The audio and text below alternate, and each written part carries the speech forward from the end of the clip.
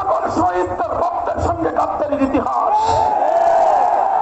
আমরা দেখলাম 1971 সালের 16 ডিসেম্বর বিজয় অর্জন করবার অল্প কিছুদিনের মধ্যেই এই সকল শহীদদের আত্মার সঙ্গে গাদ্দারি করা হলো। বাংলার হাজার বছরের ইতিহাস এবং ঐতিহ্যকে দুপায়ে নিষ্পৃষ্ট করা হলো।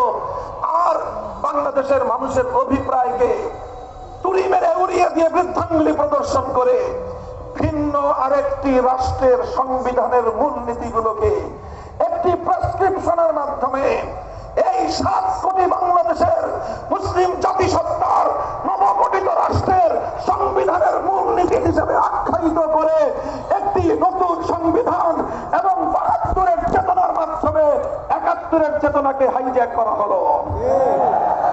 সংগ্রামী সাথী ও বন্ধুগণ, এটি একটি নির্মম ইতিহাস, এটি একটি ছিনতাইয়ের ইতিহাস, এটি একটি জাতির বিজয়কে ছিনিয়ে নেওয়ার ইতিহাস, এটি একটি হাইজ্যাকের ইতিহাস। 1971-এর চেতনাকে 72-এর চেতনার মাধ্যমে গিলে খাওয়ার ইতিহাস।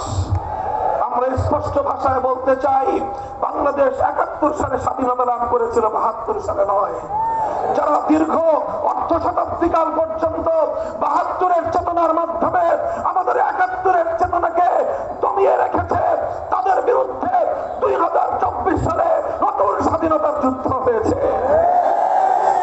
কাজেই এই যে 1971 সালের এই নির্মম ঘটনা, এই দুঃখজনক ঘটনা থেকে আজকে 2024 সালের 5ই আগস্টের নতুন আখ্যায়িত স্বাধীনতাকে রক্ষা করবার জন্য বিজয়ী ছাত্র জনতাকে, আলেম সমাজকে, দেশপ্রেমিক জনতাকে ঐক্যবদ্ধ থাকতে হবে। যে কোনো মূল্যে ষড়যন্ত্রকারীদের চক্রান্ত রুখে দিতে হবে। পতিত স্বৈরাচারী সরকার এবং তার দোসররা কিন্তু বসে নাই। ভীরু কাপুরুষের মতো পালিয়ে যাওয়া, ভীরু কাপুরুষের মতো পালিয়ে গিয়ে বাংলাদেশের মান সম্মানকে বিশ্ব দরবারে ধুলোয় মিশিয়ে দেওয়া শেখ হাসিনা এবং তার দোসররা কিন্তু বসে নাই। প্রশাসনের বিভিন্ন জায়গায়, বিভিন্ন গুরুত্বপূর্ণ চেয়ারে এখনো খাপটি মেরে বসে আছে তাদের পতিত স্বৈরাচারের অনেক দোসর, তাদের লেসপেন্সার, তাদের অনেক দালাল গোষ্ঠী এখনো বসে আছে। আর বাংলাদেশকে আগস্ট বিপ্লবের বিরুদ্ধে নতুন এক ধারায় পরিচালিত করবার ষড়যন্ত্র চক্রান্ত করছে। শেখ হাসিনা রাজনীতি করেছিল ইসলামের বিরুদ্ধে, শেখ হাসিনার রাজনীতি ছিল কোরআনের বিরুদ্ধে, শেখ হাসিনার রাজনীতি ছিল নবী প্রেমিকদেরকে গুলি করে হত্যার রাজনীতি, শেখ হাসিনার রাজনীতি ছিল বাংলাদেশের কোরআনের মাহফিলগুলোতে 144 ধারা জারি করার রাজনীতি। শেখ হাসিনা এবং তার সরকার কিভাবে দেশের আলেম সমাজের বিপ্লবী কণ্ঠগুলোকে স্তব্ধ করে দেওয়ার পায়তারা করেছিল, বাংলাদেশের মানুষ তার জ্বলন্ত সাক্ষী।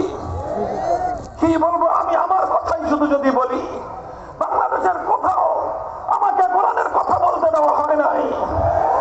যেখানে আমার কোন মাহফিলের ঘোষণা দেওয়া হয়েছে, 144 জারি করে আমাদের মাহফিলগুলোকে বানচাল করে দেওয়া হয়েছে, আমাদের লোকগুলোকে গ্রেফতার করা হয়েছে। আমাকে গ্রেফতার করার পর যখন আমার ভাইয়েরা আমার মুক্তির জন্য তারা রাজপথে নামতে চেয়েছে, তারা সংগ্রাম করতে চেয়েছে, তাদেরকে উপর্যুপরি গ্রেফতারের মাধ্যমে নির্যাতনের স্টিম রোলার চালানো হয়েছে। এই গাজীপুরে এই রাজবাড়ী মাঠে আমার মুক্তির জন্য কোন একটি সমাবেশ করার অনুমতি চেয়েও আমরা পাইনি। আল্লাহ পাক রব্বুল আলামিন আজ সে মাটিতে মুক্ত পরিবেশে শান্তিপ্রিয় সমাবেশ করার তৌফিক আল্লাহ আমাদেরকে দান করেছেন। আমরা প্রতিশোধের রাজনীতি করতে চাই না। আমাদের প্রতিশোধ হবে আদর্শের মাধ্যমে, আমাদের প্রতিশোধ হবে আল্লাহর কোরআনের জয়গান গাওয়ার মধ্য দিয়ে। আমরা এই স্বাধীন বাংলাদেশে আমরা স্বাধীনভাবে আল্লাহর কোরআনের কথা বলবো। যারা কোরআনের কথা শুনতে পছন্দ করেন না, আপনাদেরকে বলে দেই, আপনাদের আবার মতো আপনাদের জন্য সীমান্তের দুয়ার খোলা আছে। চলে যেতে পারেন অন্য কোথাও। এই শাহজালালের বাংলাদেশ, শাহ মাকদুমের বাংলাদেশ, কামজালালের বাংলাদেশ, হাফিজ হুজুরের বাংলাদেশ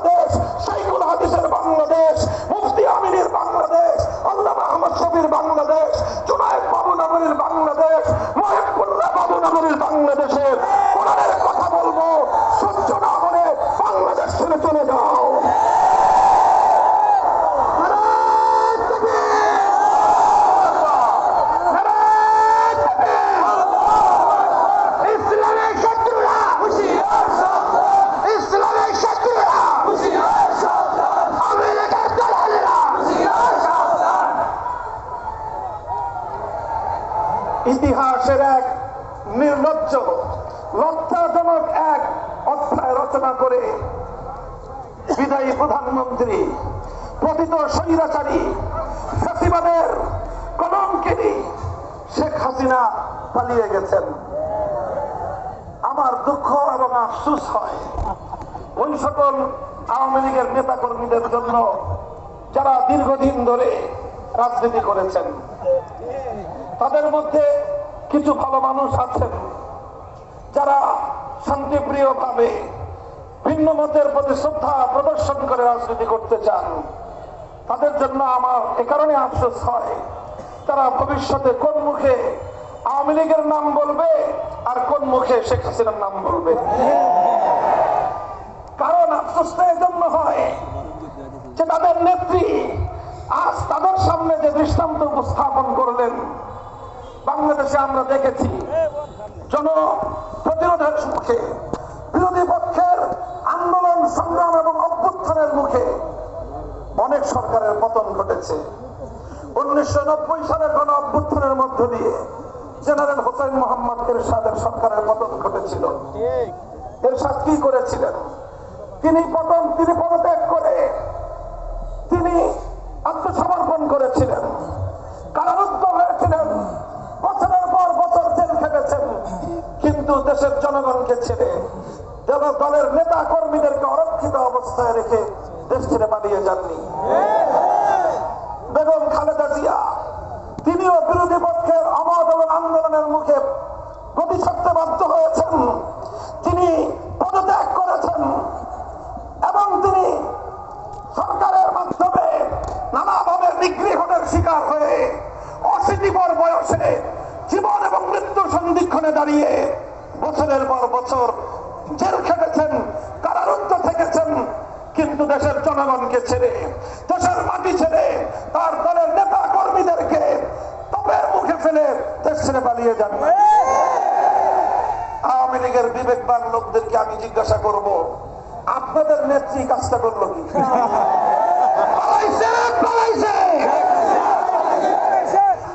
আমরা কিছু বলবো না, আপনাদের বিবেকের পত্র দুয়ারটা খুলে দিয়ে আজকে রাত্রে বাড়িতে গিয়ে ঘুমাবেন আর নিজের কাছে বিবেকের কাছে প্রশ্ন করবেন, আপনার নেত্রী যেই কাজটা করলো, তিনি এই কয়েকদিন আগেও বলেছিলেন শেখ হাসিনা পালায় না। আপনারাও ওনার সুরে সুর মিলাই বলেছিলেন শেখ হাসিনা পালায় না।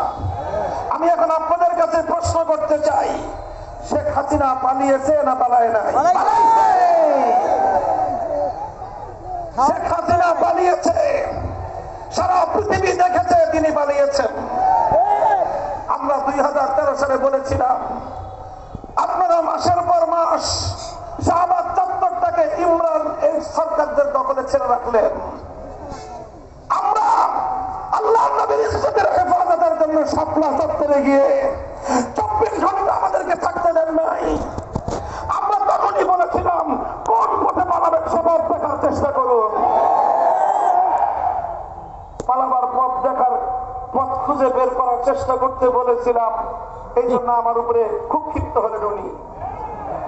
আমি বলেছিলাম আপনার বাবা মারা গেছেন, উনি একজন আমাদের ধারণা মতে মুসলমান, কাজে একজন মরহুম মুসলিমের এভাবে মূর্তি বানায় তাকে বড় জগতে আযাবের সম্মুখীন করবেন না, এটা আপনার বাবার বিরুদ্ধে, বাবার পক্ষে তার জন্য কল্যাণকামিতা হবে না, এটা হবে সন্তান হিসেবে বাবার সর্বনাশ ঘটানোর নামান্তর। এভাবে মূর্তি বানিয়ে তাকে জাতির সামনে কলঙ্কিত করবেন না। আমাদের কথা পছন্দ হলো না, আমরা কেন মূর্তির বিরুদ্ধে কথা বললাম, এজন্য তিনি আমাদের কণ্ঠরুদ্ধ করে দেওয়ার চেষ্টা করলেন।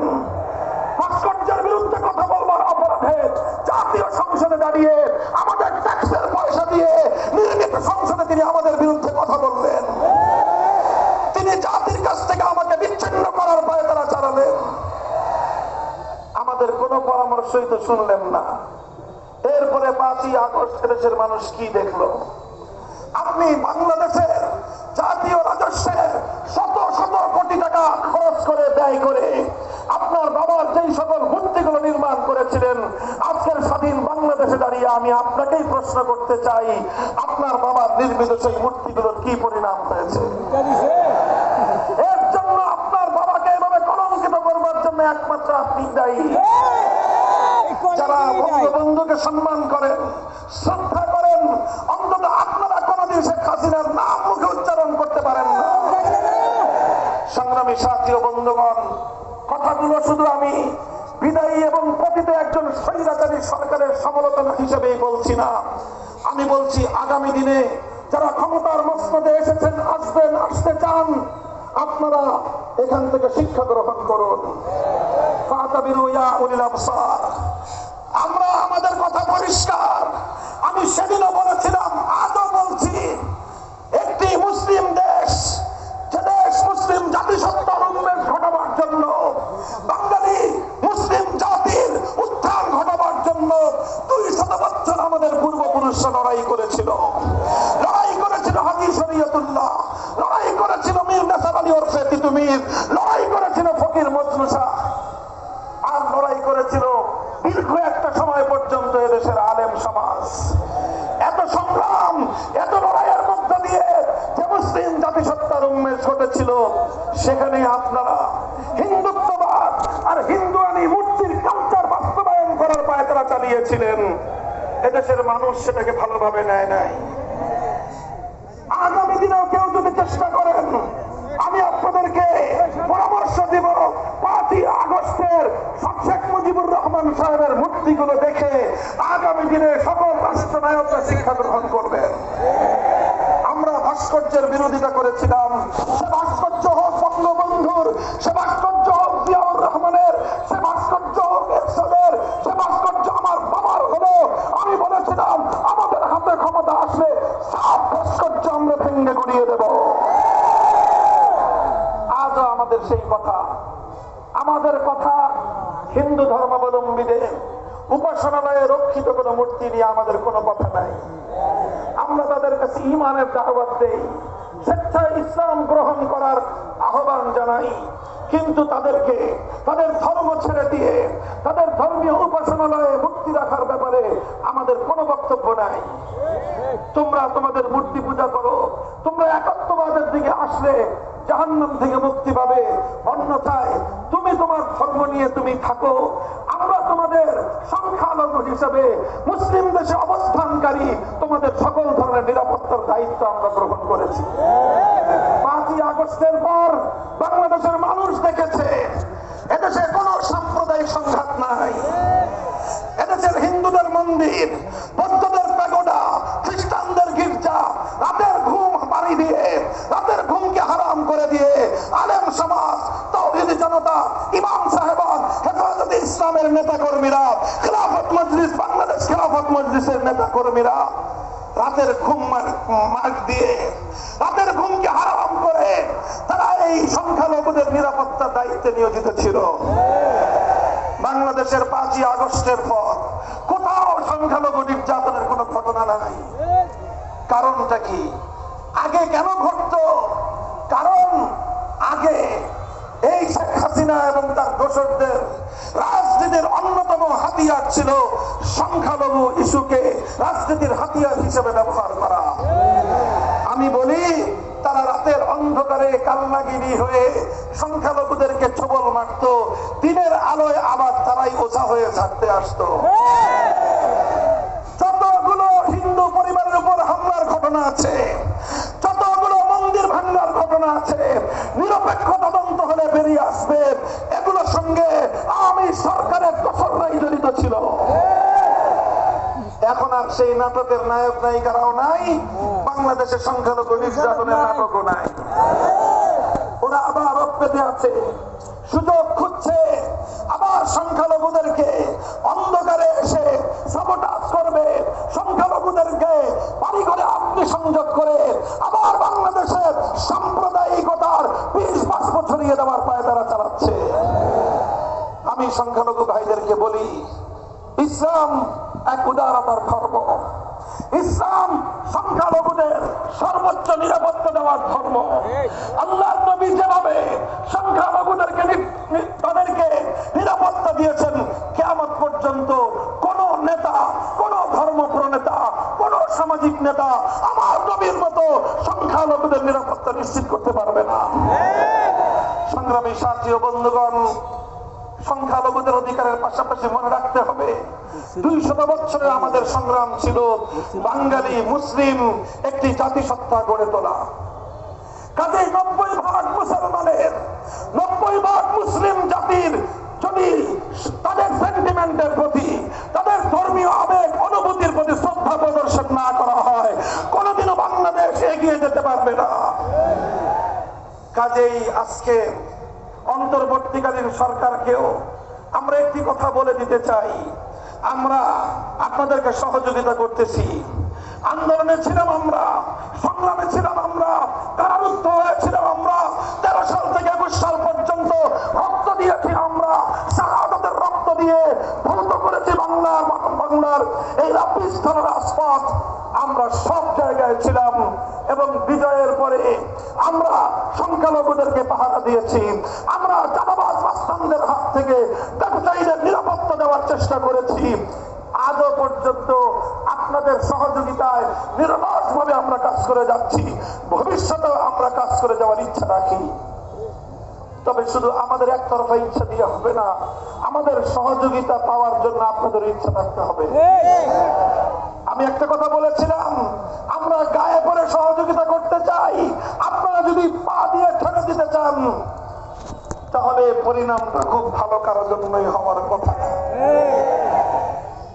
আমি নাকি কড়া করে বলি, নরমাল করেই বললাম, আরো নরম করে বলতে আমরা জানি, কিন্তু আবার প্রয়োজনে আমরা বজ্রের মতো গর্জনা দিতে জানি, আমরা আপোষের হাত বাড়িয়ে দিতে জানি, আবার গাদ্দারির কাঁধের উপর আমাদের হাত উত্তোলন হতে এতটুকু কেঁপে ওঠে না।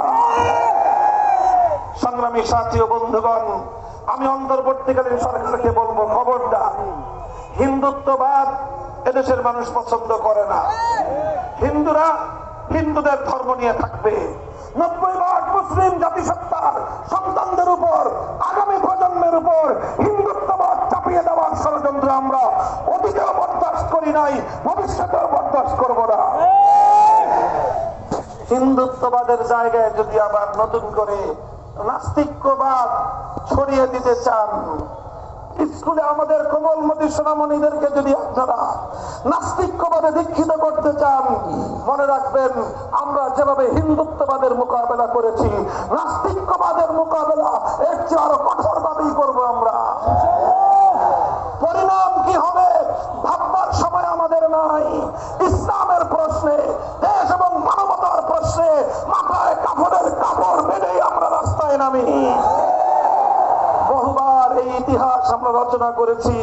আমরা জানি ইসলাম জিন্দা হতা হয় হর কারবালা কে বাদ।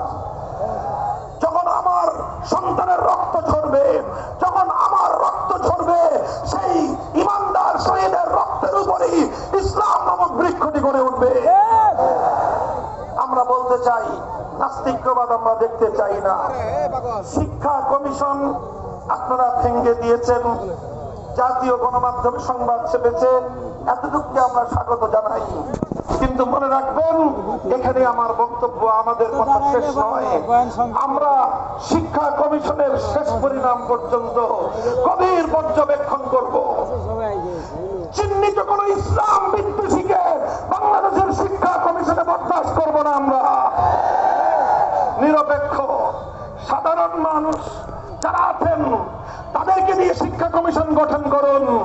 আমরা বলি না আমাদের আলেম ওলামাদেরকে দিয়ে শিক্ষা কমিশন করে ফেলুন। আমরা শুধু এতটুকু আবদার করি, 90% মুসলমানদের দেশের শিক্ষা কমিশনে শিক্ষা এবং পাঠ্যসূচি নির্ধারণের ক্ষেত্রে আলেম সমাজের কন্ট্রিবিউশন